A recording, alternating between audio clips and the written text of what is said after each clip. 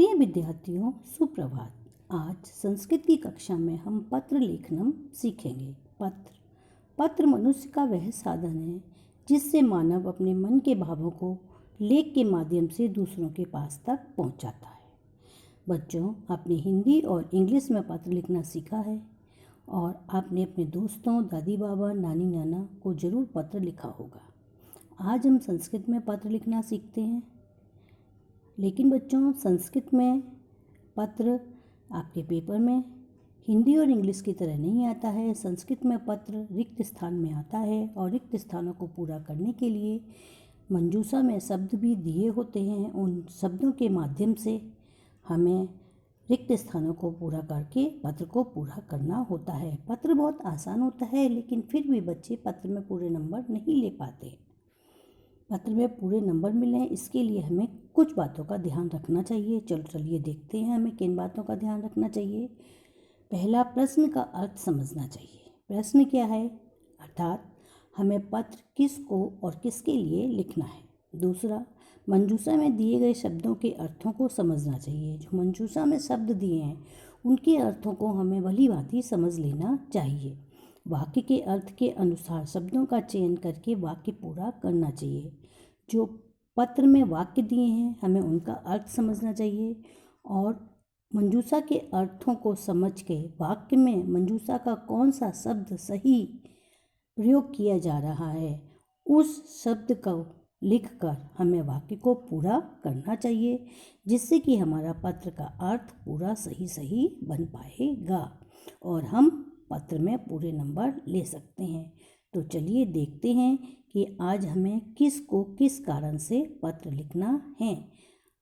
अस्वास्थ्य कारणात् अवकाशाय प्राचार्यां प्रति पत्रम लिखत। अस्वास्थ्य कारणात्, अस्वस्थ होने के कारण से, अवकाशाय छुट्टी के लिए, प्राचार्यां प्रति, प्राचार्य के प्रति पत्रम लिखत, पत्र लिखो। बीमारी के कारण छुट्टी के लिए प्राचार्य को पत्र लिखना है।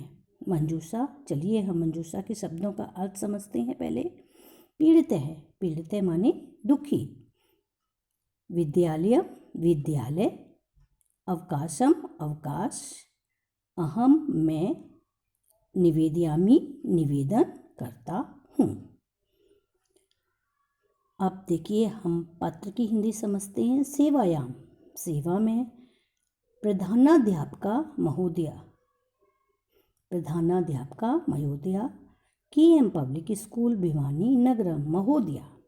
सविनम, सविनम माने विनम्रता के साथ। रिक्त स्थान, यत की, रिक्त स्थान अद्य आज। तीव्र ज्वरेन, तेज बुखार से। रिक्त स्थान अस्मि हूँ, अतः इसलिए। रिक्त स्थान आगंतुम न शक्नोमि, कृपया। दिनद्वयस्य रिक्त स्थान स्वीकृत्य माम अनुगृह्यन्ति, मुझे अनुगृहित करिए। धन्यवाद है। भवताम आज्ञाकारी शिष्य, आपका आज्ञाकारी शिष्य। चलिए अब हम खाली स्थान बोलते हैं। सविनयम, सविनम निवेदयामि। सविनम, यत की, विनम्रता के साथ हम क्या करते हैं, निवेदन करते हैं, इसलिए पहले खाली स्थान में आएगा निवेदयामि, विनम्रता के साथ निवेदन करता हूँ कि। अद्य आज, तीव्र ज्वरेन अस्मि, आज तीव्र ज्वर से हूँ, क्या हूँ, पीड़ित हूँ, कौन हूँ, मैं। देन दूसरे खाली स्थान में आएगा मैं और तीसरे खाली स्थान में आएगा पीड़ित है। आपका वाक्य बिना सब वाक्य बना। सविनम निवेदयामि यत् अहम अद्य तीव्र ज्वरेन पीड़ित है अस्मि, अतः आगंतुम न शक्नोमि। आगंतुम न शक्नोमि, आ नहीं सकता हूँ, कहाँ, विद्यालयम, इसलिए चौथे खाली स्थान में आएगा विद्यालयम। अतः विद्यालयम आगंतुम न शक्नोमि, कृपया, कृपया करके। दिनद्वयस, 2 दिन का। स्वीकृत, स्वीकार करके, क्या स्वीकार करके, अवकाश, अवकाशम, 5वें खाली स्थान में आया अवकाशम, इसलिए कृपया 2 दिन का अवकाश स्वीकार करके मुझे अनुगृहीत कीजिए। धन्यवाद है। आपका पूरा पत्र बना। सविनम निवेदयामि यत् अहम अद्य तीव्रजनेन पीडितः अस्मि, अतः विद्यालयम् आगन्तुं न शक्नोमि। कृपया दिनद्वयस्य अवकाशं स्वीकृत्य माम् अनुगृह्यन्ति। धन्यवाद है। भवताम आज्ञाकारी शिष्य। लड़कियां लिखेंगी आज्ञाकारिणी शिष्या। हिंदी।